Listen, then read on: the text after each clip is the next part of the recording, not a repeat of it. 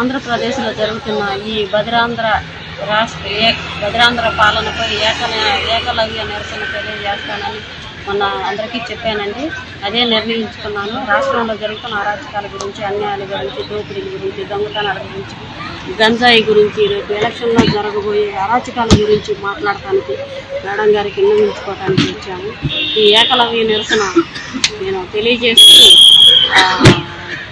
నేను ఎంతో బాధతో, ఇబ్బందితో చాలా కఠినమైన నిర్ణయం తీసుకున్నానండి.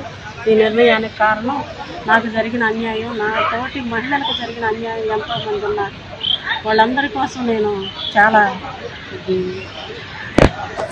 కోసం నేను ఈ నిర్ణయం తీసుకోవాల్సి వచ్చింది. ఈ నిర్ణయం కోసం నన్ను మన్నించాలని పెద్దలుగా ముర్ము గారికి, మోదీ గారికి, మన చంద్రచూడ్ గారికి వీళ్ళందరికీ విన్నవించుకోవాలి వచ్చాను. వాళ్ళని కలవటానికి నా వల్ల కావట్లేదు. అందుకే ఈ నిర్ణయం తీసుకొని నాకు జరిగిన అన్యాయాన్ని పోస్ట్ ద్వారా పంపించాలనే ఉద్దేశంతో నేను ఇదంతా వీడియో తీసి మేడం గారికి ఆంధ్రప్రదేశ్లో జరుగుతున్న ఈ బదిరాంధ్ర పాలనపై ఏకలవ్య నిరసన తెలియజేస్తానని మొన్న అందరికీ చెప్పానండి.